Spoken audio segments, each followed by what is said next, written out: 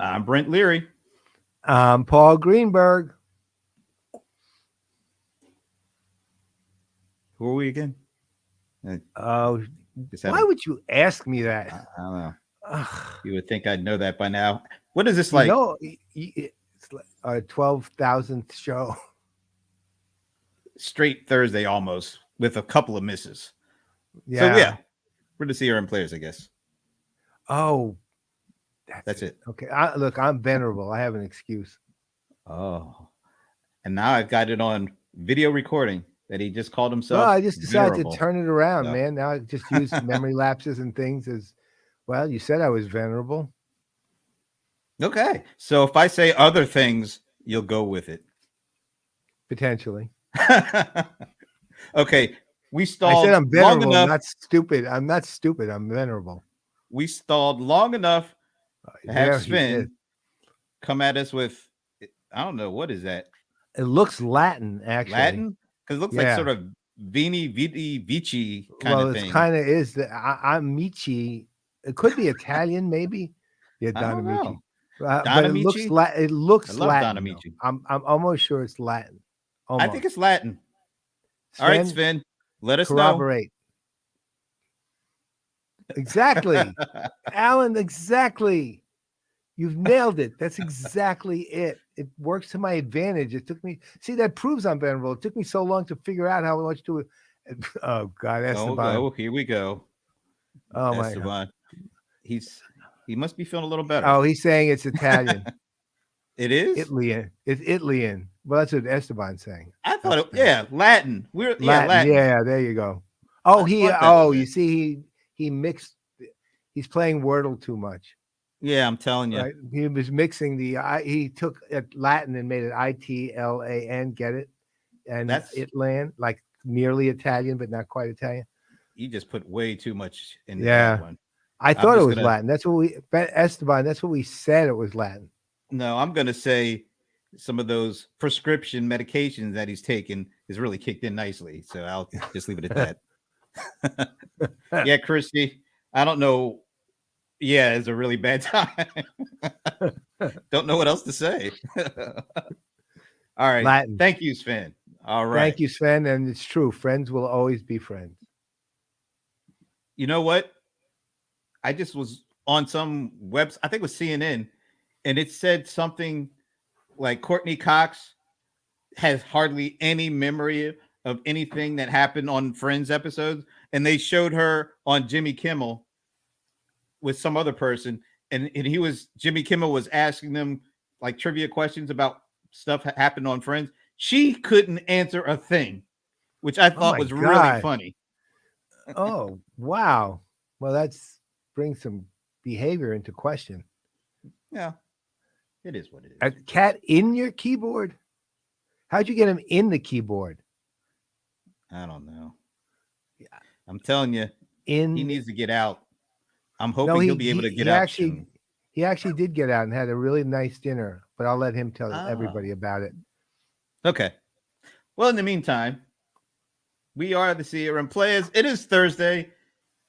I can't believe it's like 60 degrees right now in Atlanta.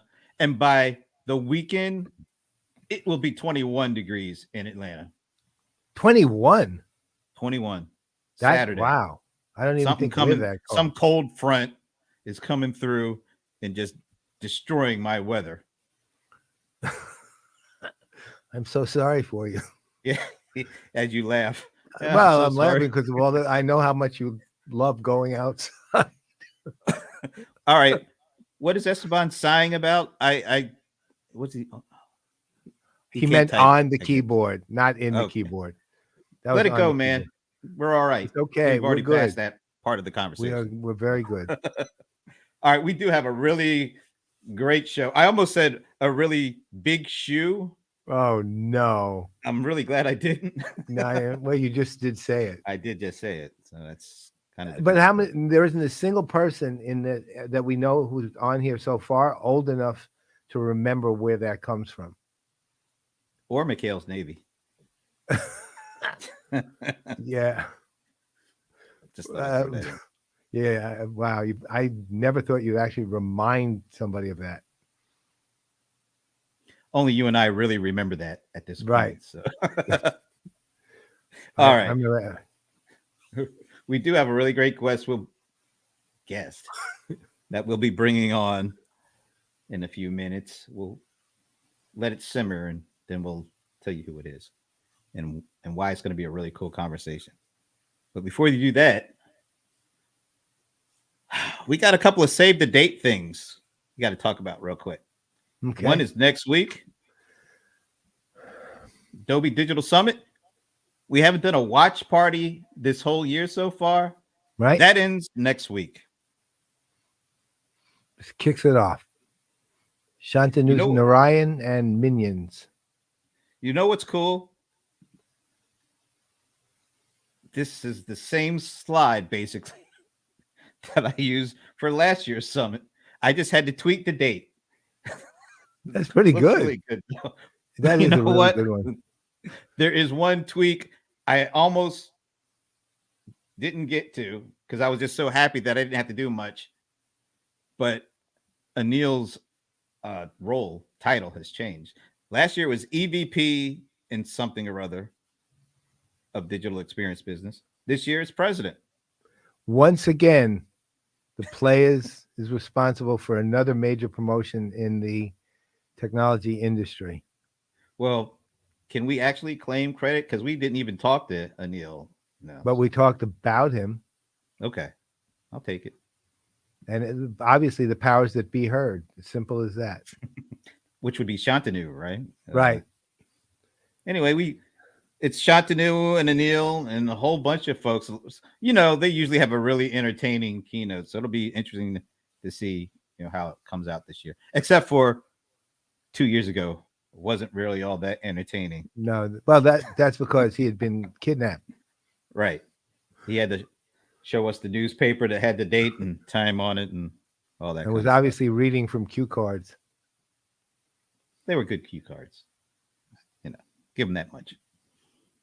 And of course, wait a minute. I need to go back because there was one detail that I forgot to bring attention to.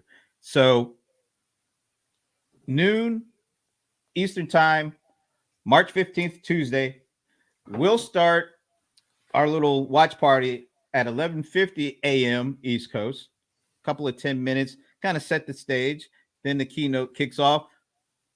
Directly after the keynote, we will have Doug Anderson, who is Senior Product Manager for Adobe Experience Cloud, join us for a little post-game conversation. We may ask a few things that we saw that went on in the keynote that maybe he can give us a little inside scoop on. So we want to make sure that you're aware. Watch it with us. We'll have the players and residents. Do you think Bob would be interested in this? He might be. I'll get a hold of him to see if he's willing to join the other PIRs. And there they are. Rebecca Wetterman. And as I like to say, the Golden Smog, Anand Thakur. I say that because he has a really good voice. And now keep Golden in Smog mind, doesn't really sound like. Together, they are known as the Blues siblings. Yeah, we need a picture of them wearing the shades. That would be actually. They're shades. We got to do it. And then, keep in mind, before we go there, we do want to mention that during the keynote itself, Brent and I will be commenting live, a la Mystery Science Theater 3000.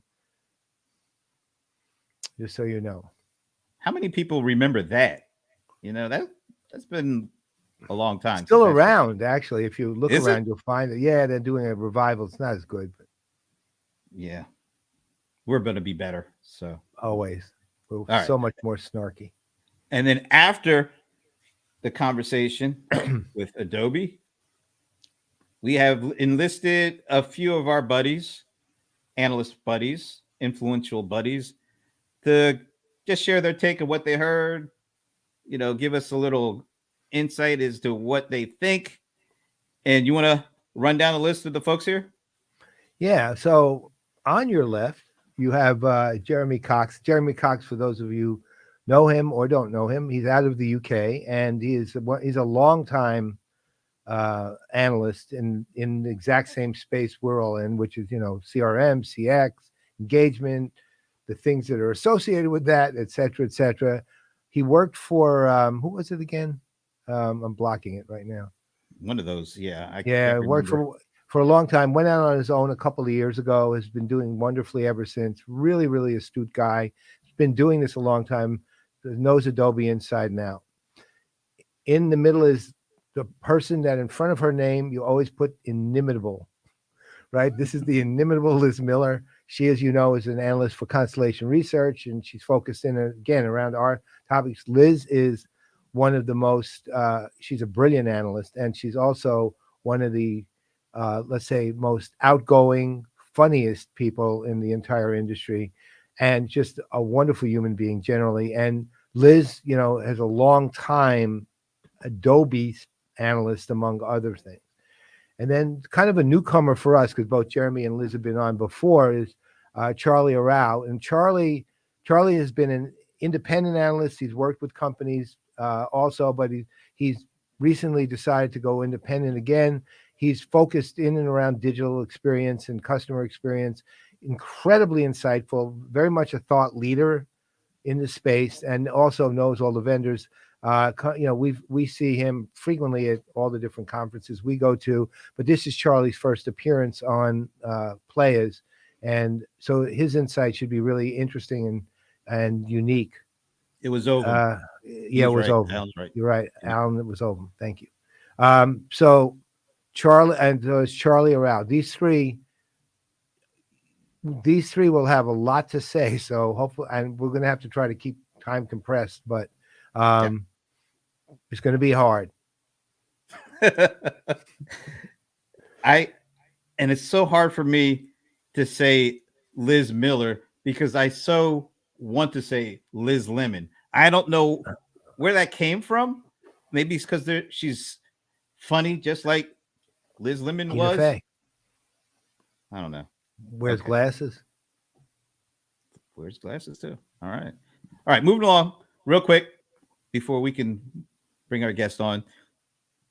We have the lineup set. So March 31st. March is like a month of first for us because we're just going to do the first watch party.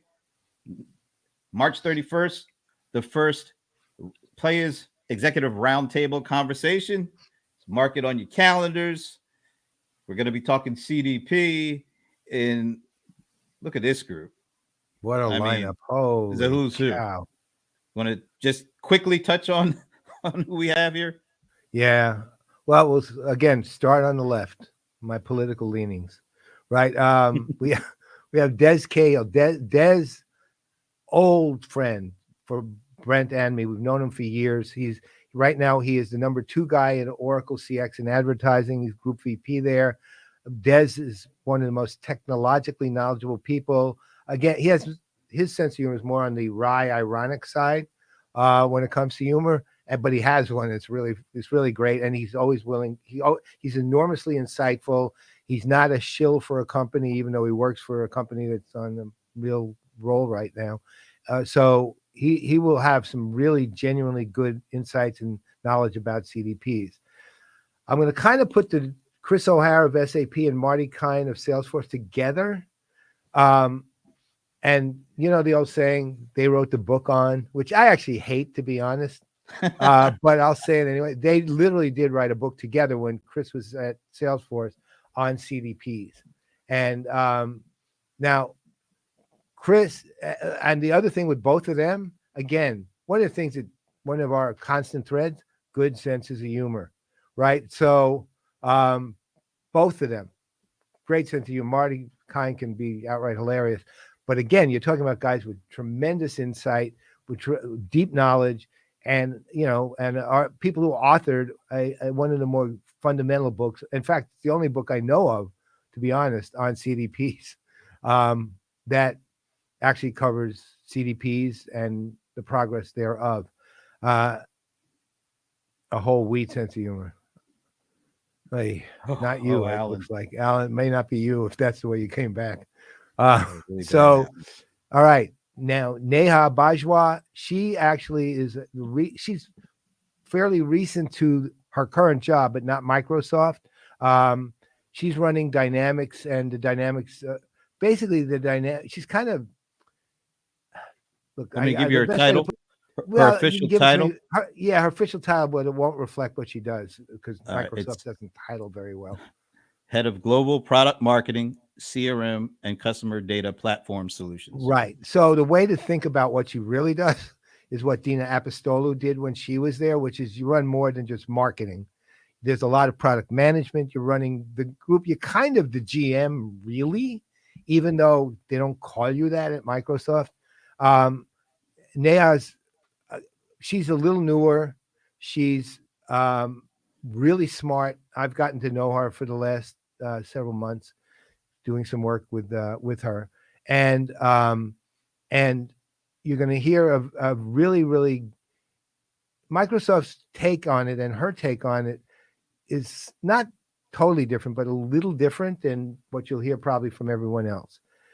Now, finally, we have John Baudino, who I do not know personally, but he comes from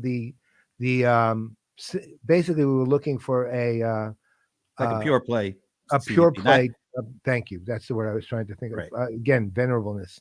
Um, so a pure play CDP provider. And one of the things that makes Treasure Data interesting in particular is they recently have also announced journey orchestration as part of what they're offering. So even though they've been a pure play CDP provider and they continue to be that and not planning on being anything else, it's really interesting. I'm going to be really interested to hear how orchestration plays into that CDP that they do have. So this is a really, really, really big panel and with a lot of amazing minds. So this is something to be honest, CDPs have never particularly excited me. This one actually excites me. And by the way, John is VP of Partners and Alliances for Treasure Data. And I was Perfect. still hoping you're going to say it's going to be a really big shoe, but you didn't do it. No, All right. because I'm wearing sneakers. And if that wasn't big enough, look who we have co-hosting with us, the Godfather of CDP. I think I'm going to give him a slightly more 80-ish name. What's that? 80th nickname. It'll be CDP Daddy. Oh no! Oh No, no! no. No! No! No! I We said can't do 80s. that. I said We can't 80s. do. I'm sorry. I'm No, gonna have to call a foul. No, we can't do that's that. definitely not the face of a CDP Daddy. Oh, oh All man! right, we'll go back to Godfather of CDP. I think you have Well, officially surpassed McHale's Navy with that no, one. definitely not. That was There's no one here for me to woo. talk to Okay. other than you. Sorry, David. I had nothing to do with. Oh, really? Is that I have it in writing on. Okay, we'll move it along because speaking of Alan Berkson, so I was on Twitter, and this will be real quick because we really want to talk to our guest. I was on Twitter, just scrolling, and bam, I see this picture of Alan. What kind of caption would you put to that picture for Oh my Alan? God. Need someone with a whole wheat sense of humor. That's the caption. I I think we're going to start a new segment, the picture of the week. Send us any industry picture that we could show on a weekly basis. This one just sparked so many things. And so this is actually You know captioned what with that this looks like? tweet. What? I just realized what that looks like, at least just a face. It looks like the male version of Debbie Downer after she said something. Wow. Yeah, you ought to be laughing, Alan. I actually said to Alan, thank you for giving me a new idea for a little segment on the show. So please, we'll be on the lookout. Any picture that you think is worthy of being CRM Players pick of the week, please let us know. And whoever sends us the winning pick, we'll give you a shout out. Nothing more. but a shout out. I think that's nice. We absolutely will. What do you think about it? Do you like the new segment? I'm in. Alan, what do you think? What Alan do you is think, like, Alan? he's laughing his thing off there. Look at the picture he has there. It's almost the same look. Almost exactly. It is damn near the same look on his face. Let me bring that back up. It is almost the same. All right, Alan. Thank you for the idea. Thank you for the laugh. And as Alan said to me in a DM, that is our corporate narrative. He has provided us our corporate narrative.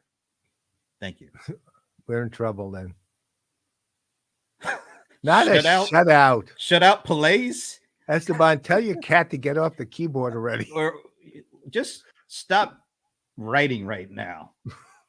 You might want to let the prescriptions kick out a little bit. All It's right. digital pestilence. So finally, let me get rid of this because we do have a special guest.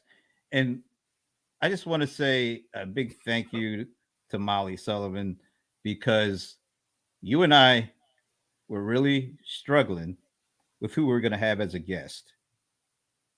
And the idea came to me as, oh, wow. I mean, we just talked about how Pega is really innovative when it comes to thought leadership as you were doing the reveal of the awards, the watch list. And it sparked my memory. I think I have it right. You have it? Of one of the things that I thought was really interesting in 2022 when everybody is going towards, becoming a kind of a media company within a technology company, and everybody was so focused on content like video and streaming and all that, which of course we know is really important. But one of the coolest things that I think I saw in the midst of all that is Pega putting out an actual magazine. I mean, and it's really nice. It looks great. It feels great. Lots of great information, great format, and I was able to participate in the first issue, and I was like, I think Pega is doing something really smart. While everybody else is zigging, it's a nice way to zag and really stand out from the pack a little bit. Very striking. And I think you caught that too. Yeah. It literally looks like you have to have an American Express Platinum card to get it. It's got that kind of look. Yeah, it's really well done. It's so great color schemes, nice design, easy to read. And so I know you kind of highlighted it as one of the reasons why they made the watch list. So I was like, we should have her on, especially on the heels of, we just did Colin Fleming from Salesforce talking about Salesforce Plus. So we wanted to talk about what Pega is doing with the magazine and how it fits in with the overall strategy. So welcome Molly Sullivan to CRM Playaz. Thank you. What he's not showing you is this. There he is. There he is. Oh, that's what we need for the logo picture now. No, we really don't. It's like the magazine was great despite that. But no, thank you for joining us because I literally, and I talked to Paul about this, we really wanted to spend some time, we're both of us are really focused on this convergence of media within a technology company and how it's evolving and how it may, change things in directions that maybe they hadn't even thought of originally. And so everybody has been so focused on, the streaming and the plus that companies seem to be doing. And here you guys create this really cool magazine. Now you have an online, component to that, but I was so happy when I went to the mailbox and I was like, what is this? It was a nice cover. And I opened up and like, wow, this is a real magazine. This is really cool stuff. So why don't you take us through, kind of the thought process of when everybody else seems to be going videos and stuff, you decided you wanted to add this component to what you guys do. Yeah, I'm going to try to do it shortly and briefly because it might take us a while. We could fill a whole hour with this. But yeah, so, I joined Pega 2.5 years ago, and one of the things that struck me right away, and I've sort of seen reinforced over and over again, is this very, very deep commitment to client success. We are something like a 38-year-old company. I may have the year wrong by a year or two. And we have clients today that have been with us for 38 years. And that doesn't come from a transactional relationship, right? That doesn't happen. Yeah, our software is incredibly powerful, and clients tell us they can do things with it that they simply cannot do with competitors. But that's still, when you're talking about 4 decades of partnership, that comes from something else. And that comes from that commitment and the partnership and the value that we provide our clients. So that has just been reinforced to me over and over. That coupled with a recognition that, at any time, a B2B buyer, and at any time of the year, there's probably like a tiny, tiny percentage of our target buyer is actually in the market for our products, right? And in fact, I think the LinkedIn B2B Institute says something like in any given quarter, 5% of B2B buyers are actively in the market to buy something. So that means 95% of the people that we care about and we want to engage with are not in the market for our products. So I'm not going to go, inundate them with our product content. That would be incredibly irritating, right? I need to think about how I can engage them and create that, 40-year-long type of relationship with someone all year long, all the time, not just when they're in the buying cycle. And that doesn't happen just through product content alone, right? So it really forced us to kind of reconsider the kind of content that we create. As part of that, we looked at, so we talk about the magazine, but the magazine is sort of one part of a much larger portfolio of things we're doing. So we looked at previous content that's worked really well for us. I'm going to get the years wrong because I barely know what day it is. But let's say 2018, 2019, we came out with our first future of work research report, and it was wildly successful. We refreshed it a couple years later. We're talking 2000, 2001 at this point. Again, just blows out of the water any other content we've ever produced. Right. And so we're thinking we're onto something. There's an appetite for this. People need this sort of information, and it's research, so it feels very objective, and it's just always valuable for people. So we now have, as part of our 2022 content strategy, a series of research that we're doing around the future of fill in the blank. So in this case, it was the future of IT. Coming in just a couple of weeks is the future of operations. And then quarterly after that, we roll out additional research. So that is not the magazine. That's objective research. We're going out and we're talking to business leaders all over the world, influencers, partners, and then coming back with common themes and trends for what we believe the future looks like. Pega, our tagline is build for change. It's all about how do we prepare clients for the future? How do we build for whatever is going to come? And Lord knows a lot has come in the last couple of years. And so that's kind of where we start. And then we created this portfolio of content, almost like franchising that research and applying commentary to it and encouraging dialogue around it. And it's everything from the magazine, which is sort of the written commentary or the written response, if you will, to the themes from the research. But it's also, we have a podcast, Bold Stories Future Focus. It's amazing. Objectively, it's awesome. Go check it out.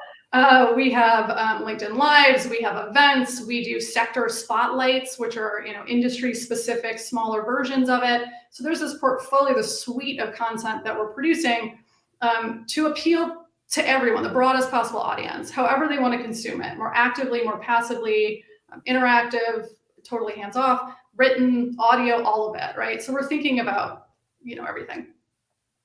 The magazine for us is that sort of written commentary. We do have a digital version, which is the way most people will consume it. But for me, and when I think about Pega, and again, that relationship, which feels more experience-driven, that the print magazine is an experience-driven piece of content, right? It's experience-driven on two fronts. Number one, our sales teams are like a lot of companies starting to have in-person meetings again. So it's an opportunity for like a physical handing you of something, and that sort of connection that can make in that moment. Or an opportunity for someone to follow up with someone to give them something of additional value after a meeting or an event, as some people are moving back towards in-person events. But then there's also you talked about getting this in the mail. You talked about opening it and feeling it, the tactile experience of it, the visuals and the design, the things we're able to do internally. You really can't achieve that in the same way with digital. So we use the design to help tell the stories, to bring the research to life and the commentary to life, so that it all kind of works together. We even thought about things like, how does it smell? Because it's printed. So all of this ultimately creates an experience. The one other thing I will add, which feels maybe fluffy, but I deeply believe in this sort of thing. We've spent the last 2 years of our lives this way. We've spent the last 2 years of our lives. I have 100 browser windows open right now. And so our magazine might be another browser window, or it might be this, right? It might be a moment for you to just close your screen and walk away and focus on something that provides you real value. So that's how we thought about it. Well, I mean, I grew up in the era of print. My degrees are in journalism and English, and I was a print media degree, right? And so I always have loved it. One of the things that's striking about contemporary, so a lot of the tech vendors have digital magazines of one form or another. To my knowledge, and I may be wrong, but to my knowledge, you're the only one who has a print magazine. There may be one or two other ones, but let's put it this way. You're only relatively prominent company, not relatively prominent company that has a print magazine. One of the things that strikes me in particular about yours, because I was clearly a lot of time put into design, and it kind of goes to your heart. It goes to the heart of what your discussion is, and it probably goes to the heart of your agency background too.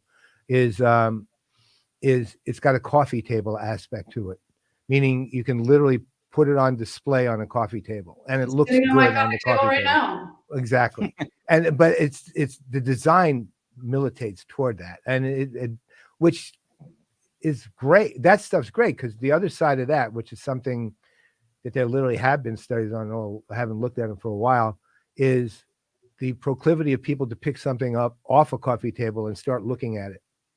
Right. So I think that aspect alone almost makes it work. But that said, I guess the question becomes, because I know just from history and even with modern printing methodology, because I've had some history as a managing editor and editorial director, all these things. I've done a lot of that. And the cost of doing something like that and the extra effort that goes into doing it, because it's not the same as a digital magazine. Even if it looks exactly the same as the digital edition, it isn't. And so, and for example, you're picking, I'm guessing you have, again, I didn't really look at this, but I'm guessing it's perfect bound which means you're talking about stitching, and it's expensive, right? I mean, you put a lot of effort and time and money, obviously, into the production of that publication. And I'm wondering, if you're looking at this over, let's say, a long term, and I personally think it is worth this, but how do you see that all that extra money and time and effort you spent on this, how do you see it kind of what's the kind of return you want from just that piece within the context of greater strategy, of course, but just that piece alone? What do you want from it, basically? Yeah, well, I mean, let's start by saying this is all one giant experiment. All of this is, a test and learn situation where we're going to try it. We're going to see if it sticks, if people engage with it and they like it. And if it doesn't, we're going to do something else. So, keep that in mind. And it's early days. We launched this thing in January, but really just started promoting it 3 weeks ago. So it is early days. There's a lot to learn. In terms of what success looks like, we work for the world's largest organizations. So we're in the enterprise technology business. If this asset can help us eventually over time drive greater consideration for Pega and can help a salesperson progress a deal, that deal is worth the cost of what we're printing. So we sort of keep that in mind.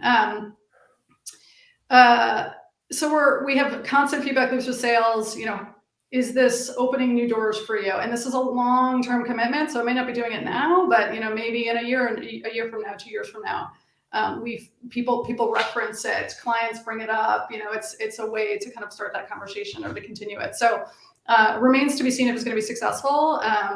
But ultimately, we believe that people buy ideas before they buy products. And so that if we can engage people long-term in ideas, they are going to have a higher propensity to buy our products long-term. How do you target who you ship this to? Yeah, so as of right now, it's a small run, and so it's only distributed. So the distribution of this is primarily digital. It's only distributed through sales and partners and our executive team. So we're very deliberate with who gets it, also through events. So as we do small executive events or as trade shows start to open back up, we distribute it that way as well. Smart. Yeah, talk a little bit about, this is early days. And how do you see the mix of all the different kinds of content that you mentioned, podcasting and, doing print and digital, any other things that, video, LinkedIn Lives? How do you try to figure out the right mix of things as you just said this is a lot of experimentation going on? Is this sort of like, we'll try this mix and this component, and see how it goes for a while before tweaking the whole mix? Or, we see these four working and this one isn't, so we're just going to concentrate here, drop this one out, maybe try something else out? How do you kind of get into the lab and do all that? Yeah, I mean, it is a bit of a near constant experiment where we're trying a lot of different things. But like I said, this is a long-term commitment. This is not direct response. This is not transactional. So what we do is we, number one, just broaden our time horizon. So instead of looking at, trailing 90 days or trailing 6 months, it's trailing year, 12 months, trailing 18 months. So we're looking at a longer time horizon, number one. We look at conversion paths. So at least for now, where we can cookie people or people are logged in if they're already clients or have already given us information in the past, then we effectively can follow their journey and see, are they continuing to engage? Are they engaging with this kind of content? Are they going from article to article and then maybe to podcast, article to event? So we can start to see the behavior and sort of optimize based on that. The other thing is it's not just about consumption of the format. It's also helping us improve what's on the format. So what's in the format. So for example, the digital version of the magazine gives us intelligence about which stories people are engaging with most, right? And so then we can start to see, okay, let's try an infographic and see if people engage with content that way. Let's try an opinion piece and see how people engage with that. Or let's try a Q&A and see, if there's more or less engagement based on type of content, subject matter. All of those things become inputs for us as we develop issue 2 of the magazine, issue 3 of the magazine, as we think about the podcast, as we look at guests we're going to bring on. So it's all data, it's all input that ultimately makes it better, makes us better long-term. And then we look over a long time horizon to see if, the journey and what seems to be working for people or not. And we make corrections that way. So on second edition of the magazine, so what is it in the first edition you decide we're going to change that up a little bit and we're going to flip to the second edition, we're going to make it a little different? What have you found over initial? Yeah, so the first edition really hasn't been in market long enough, unfortunately, to impact the second edition too much. I mean, Paul, you talked about the production timeline and the complexity of creating these things. So you're basically creating one well before you're finished with the next, or with the past one. So there's a lot of parallel planning with these things. But already, it's things like you do not see Pega's logo at all on the front of this, reinforcing the table benefit. That's really important to us. So this whole thing is filled with commentary from business leaders, partners, so consultancies and ISVs and partner organizations, from influencers and analysts, non-Pega people for the most part. And so we've learned a lot about how to source those stories. We've learned about just how to make that process more efficient, how to get better responses, who's likely to have kind of a good first draft and who just needs more hand-holding to get us to a better spot. We're learning things like that, which will ultimately make the end product for issue 2 better. But in terms of content intelligence and things like that, that's going to come probably Q3, Q4 of this year once we actually have data. I love that. Yeah. It's so funny. A couple of weeks ago, we talked with Colin Fleming, who I guess the lead on kind of building up Salesforce Plus. So we had him on when they first announced it. And like I said, a couple of weeks ago, within that 6 months, and I wished we had a chance to ask him, he started sounding more like a studio head versus somebody who does branding and marketing at a technology company. I'm curious how, I know you're relatively, still early into this, but have you felt yourself starting to kind of feel a little bit more like, an editor in chief of a magazine, of a publisher, than you maybe thought you would have before you begin this trip? Well, so if you look at my background, so I came up in PR agencies, surrounded by journalists, and big PR agencies, teams, but always within PR agencies, big PR agencies. So so this doesn't feel unusual to me, because this is the last 20 years of my career. I've been surrounded by these folks, and my husband has his master's in journalism from Northwestern and works with a bunch of journalists. So this sort of is surrounding me all my life. So it doesn't feel unusual for me. If anything, I don't know that we're being intentional about trying to be a media company. I think it's simply, I think it's in recognition that there is a whole bunch of junk out there, especially in the B2B space. People create a ton of content that is valueless, and it's frankly not fun. It's not fun to consume. And so what we're trying to do is provide a whole bunch of value and develop that long-term relationship and have fun in the process and make it interesting and cool and entertaining. And so I suppose if that makes us more like a media company, then that's where we're headed. But well, you have also a lot of people at the company who just are fun to be around generally. I mean, yes, look at Don and Tom and all those guys in your band and all these. I mean, they're all just really enjoyable. Jeff Nicholson. I mean, they're just really enjoyable people. I mean, I've known Jeff 20-something years, and I had no idea he had that singing voice. Right? I mean, I know it's an amazing voice, and but there's the other side of it too, which is, and it's sort of interesting to me. So, by the way, tell your husband I'm also Medill. Oh. Right. So, except I went a long time before he did. Let's say I graduated in 1971. So it's a long time ago. The other aspect of it, aside from the fact you have enormously fun people, I think going sort of to your point about how there's a lot of junk out there, I don't actually think that's your problem, to be honest. A lot of people, we've said for years, one of the things we've said since the rise of social media is you have to separate signal from noise. But I don't actually think that's the problem companies like Pega have or has. Did I say problems or problem? Didn't you say you went to Medill? Again, I was an English major too. So I'm literally trying to correct my own grammar. Right. So I think it's actually the separation of signal from signal. Right. Because there's actually a lot of good material out there too. Yeah. And a lot.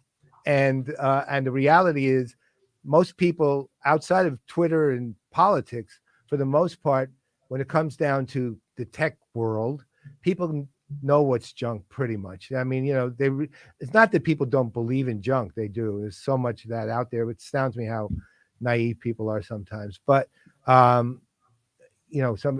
makes it a soundbite and then they automatically assume it's the truth of from God, So, but I think there's a lot of really good material out there, and you're really competing more with that than you are with. So it's not just a matter of having really great material, but to your point, not a lot of that good material is so good, but it's not necessarily great, really well written. Good content, if you can get past how poorly written it might be. So you have to be really well written. It has to look and feel really good, to your point about holding it and seeing it. I mean, companies like yours have done a pretty good job of investing in UI and UX, and with a magazine, it's even more important. Like I was joking a little bit with Brent. I said, the magazine looks like you have to be an American Express Platinum member in order to get it. Right. Which, that's a compliment. Yeah. Well, no, it's a big compliment. And the magazine you do get is Departures, right? Which is, and the different size is exactly the same, although they have a glossy cover. Note for the future, which will cost you another $1 million just because you're using a glossy cover. That's the other thing. The print costs are just mind-boggling, even with digital. Doesn't matter. But all of those, again, to your point, have to be taken into account and experimented with and played with and translated to, and and also the other side is on the distribution side. And it was interesting when you said how you were distributing it, because mass distribution would cheapen the content, right? Really mass, like just get it out to whoever. It can't be a whoever. It doesn't work with that one. That said, it works great if it ends up on a coffee table somewhere and somebody randomly picks it up. So, all of those are concerns. And I don't think I have a physical copy of the magazine, but no, I don't think. I know I don't have a physical copy. I'm sure I can get one. Thank you. I appreciate it. I would like one, but because I am going to pick it apart. Do you have a black Amex card? No, I only see. Sorry, I'm Nice. platinum only. But I have a friend who does, so I'll ask him to ask for one. Not me, by the way. No, it's definitely not.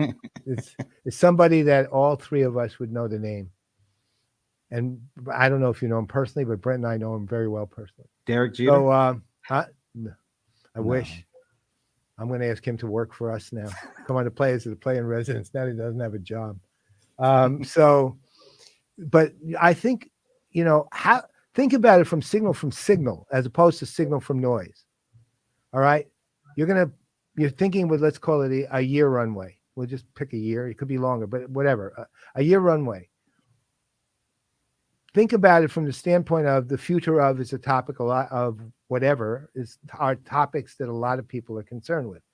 And so, for example, when you say the future of, say, IT, you're going to have a lot of people who want to compete with you on that one, where there may be other ones that they don't want to, not as big a market or not as interesting a subject to other as generally. How do you make those kind of, so for step one, how do you make signal from signal decisions on future of what?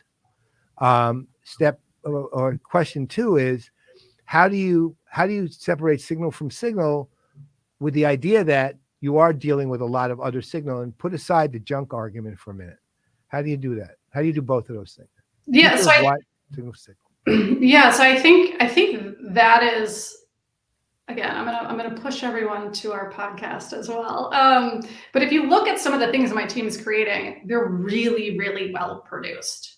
And so, yes, I mean, the reality is there's a lot of research out there. There's a lot of future of proclamations that are put out there. So first and foremost, we do start with research so that we're just rooted in something that feels, bigger than us and sort of objective and has inputs from lots of people that are like-minded with our audience.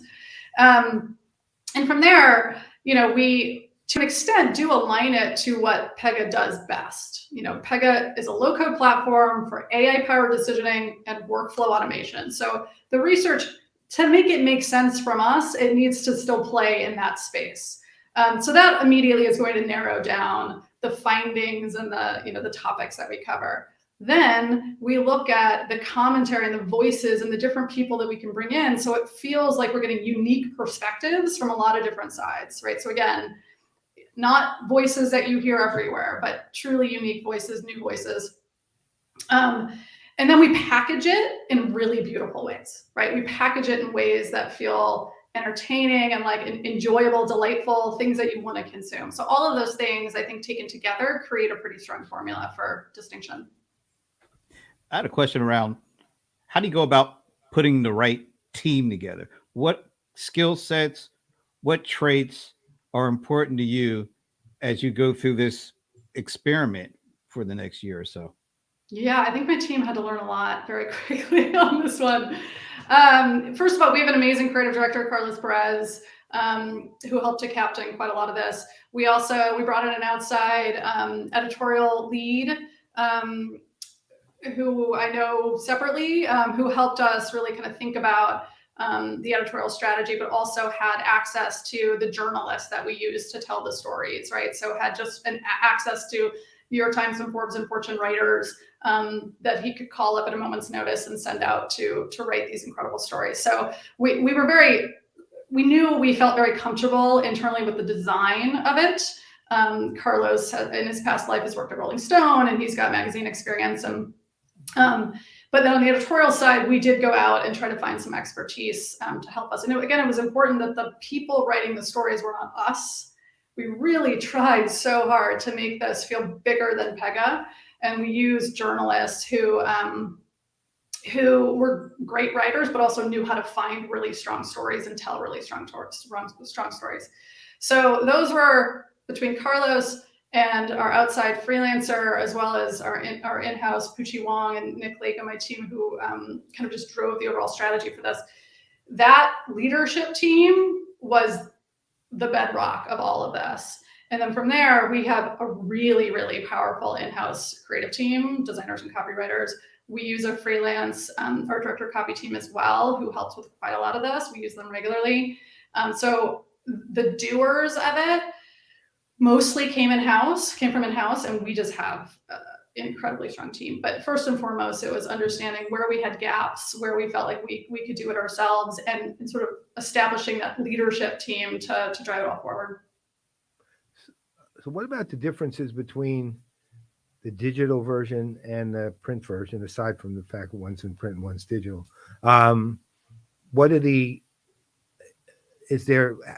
do you well, first, what are they? And secondly, how do you promote them without making one seem superior to the other? Yeah, so first of all, there are substantive differences in the content. So the bulk of the most kind of the meatiest, I would say most valuable content, you can find at both places.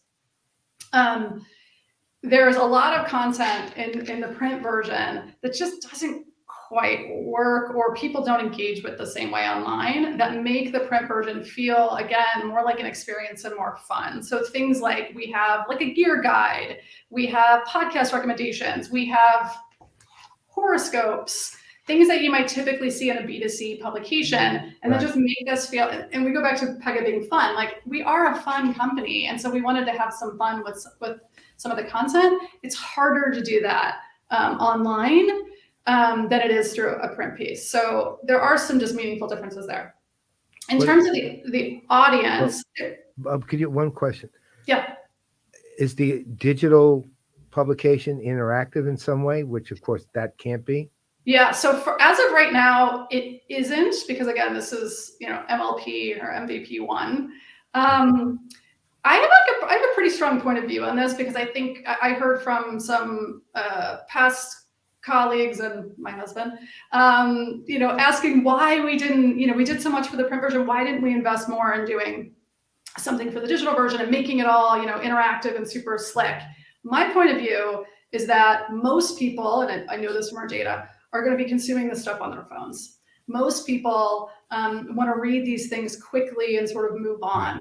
They don't want to have a cumbersome interactive experience just to get the information. So for the most part going forward, I don't see us creating a world where the majority of the magazine content is like slick and interactive.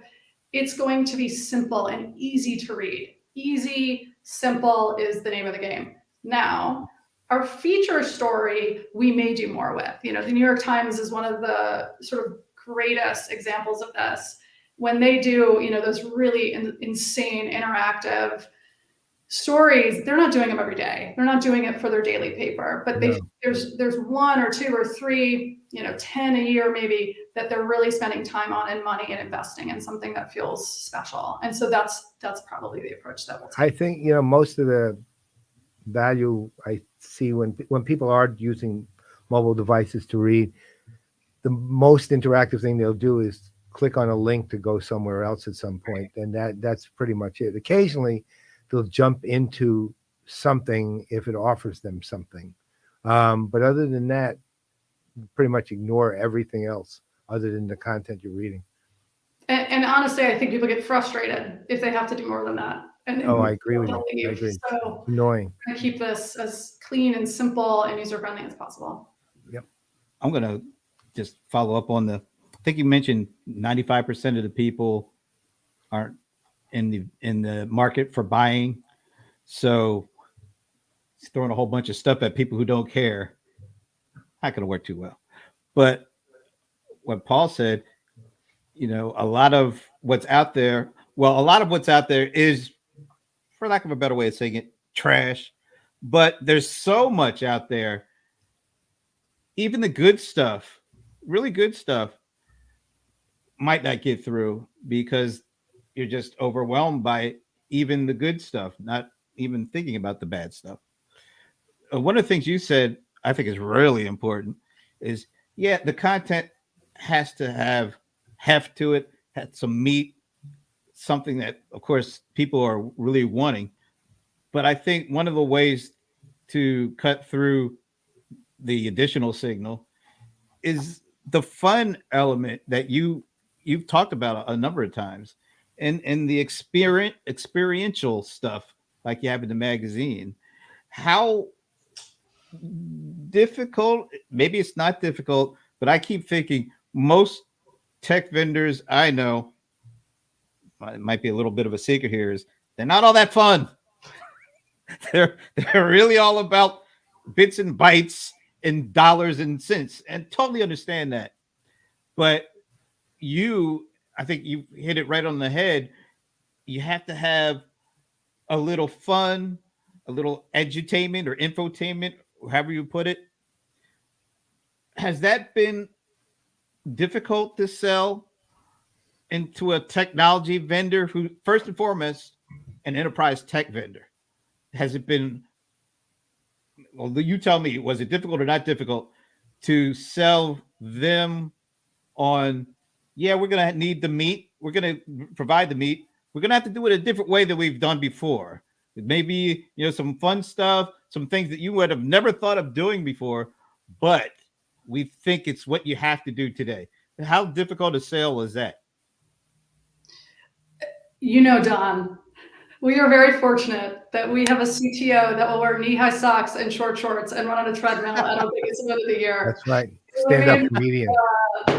So he has opened the door for all of us, I think, to get a little kooky. And I would say that's true. I would say if I shared this with Don, and Don has seen this, someone like Don, and it didn't have any level of fun, he would come back to me and say, "Where's the fun?" Nice. Right? He's awesome. This is something. So when I walked into Pega 2.5 years ago, I'm looking around at the brand, and it's very corporate, and it feels kind of old-fashioned. And I'm hearing some of that. That's sort of a reputation that we have, and it was so inconsistent with the experience that I was having with the people inside Pega, and with the way that we treat each other and we behave, which is really fun. And we love what we do, and we have a great time with it. And we are willing to be funny and kind of geeky funny. But none of that was being expressed outwardly. And so that's what we try to do. So anytime we have something like this, it's where's the fun. When we do Pega Worlds, our big global event every year, end of May, go there. We make sure that there's a fun, unexpected element to it. It's entertaining. It's not just dry corporate suits and speeds and feeds and, tech talk. We make it engaging, deeply engaging. All you have to do is put Don on stage and you're fine. Oh, yeah. Literally, that's all you have to do. You literally don't. If you did nothing else and just let Don MC the thing, it would be absolutely, everyone remember it as a great conference that was not only informative, but hilarious. right? And literally what happened. I mean, he's just like that. And the other thing, you guys, to your point earlier, that you do really well is production values are really high.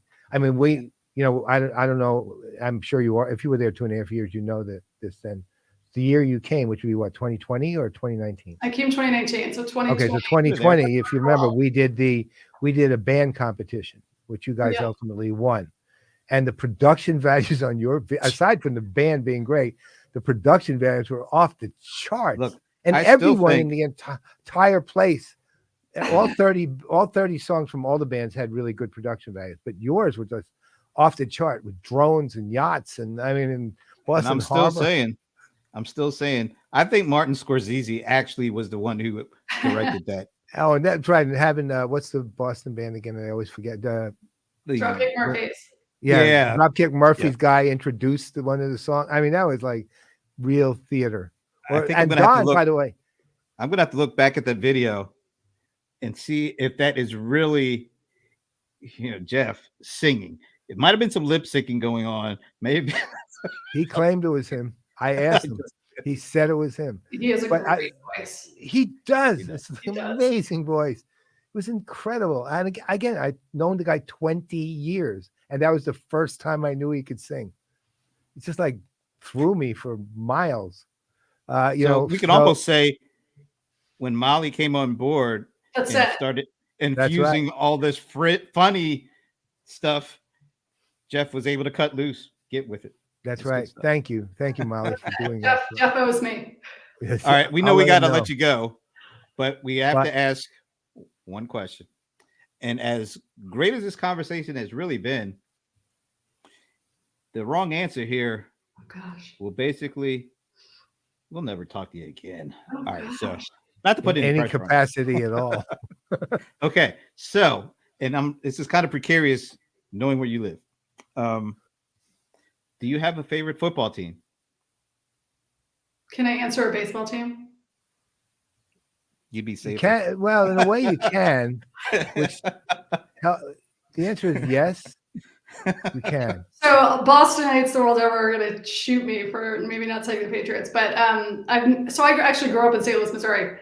So we had the Cardinals and the Rams, but we weren't really a football family. Didn't really do a lot of that. I also lived on the West Coast for a long time. So if anything, the Seattle Seahawks might be up there for me.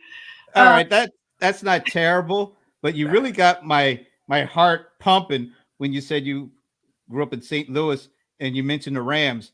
I don't know if you've noticed. Yeah. Do you? You can't go wrong with the Seahawks. I'm not. Brent is literally the world's greatest Rams fan. I'm a New York Giants fan. When it comes to football, so I don't have much to celebrate these days. But look, there's only one really wrong answer, and that's yes, I root for the Patriots. And if you had said the way that you said that was it. You don't. There's no need to apologize for not liking the Patriots. You can even root for the Red Sox, and I'm a Yankees fan, like very diehard. Huh? Cardinals baseball. No, that's fine. I'll the Red Sox too, but I'm a Cardinals fan. I'm saying even the Red Sox get a pass on this show, and I am a diehard Yankees fan. There's only one unbearable answer, and you actually were safe. You were safe right from the beginning when you started apologizing for not liking the Patriots. No need to apologize on this. Not show. Here. This is literally the safest space on the planet. Does this mean I can call myself a playa now? Can I put do I get to be a part of the club now? Oh, you know what? We should do like Saturday Night Live, the 5-time club, 5-timers club. If you're on the show, we're going to have you back now, because once you you didn't say the Patriots, that's I'm welcome. Wants to come back. Great conversations. We always bring people back, and this was great. So I think to your point, the answer is not yet, because we're going to have to form a club where you have to have at least 3 appearances. Okay. And then we'll give you a jacket, just like Steve Martin has from the Saturday Night Live. Can I get one of those jackets? I don't even know. No, we've had like 2,000 appearances already. Keep in mind, Brent and I have been doing this for 12 years. All right. Esteban, you're messing with things here. He's actually he's one of what's called the 4 horsemen of CRM Apocalypse, which Brent and I are 2 of, and he's digital pestilence. Right, that's him. For reasons as you just experienced. Yeah.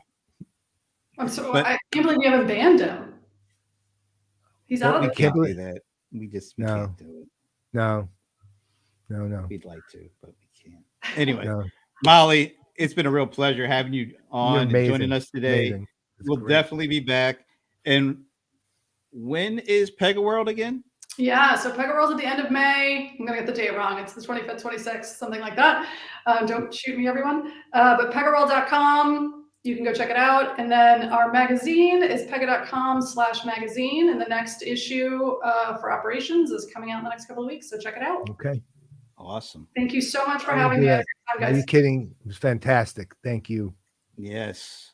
So, on behalf of Molly Sullivan, who will soon be some sort of a Playa affiliated person at some point, I'm Brent Leary. I'm Paul Greenberg. We are the CRM Players. And I guess got to show this one more time. No, but it's not how we can't go out with that. I know. You got to go out with the other one. I Go know, out with but our go out. I just have to say it No. one more time. Okay. Okay. Here's where we find the really other- go out. There we go. There she is. Bye, Minnie.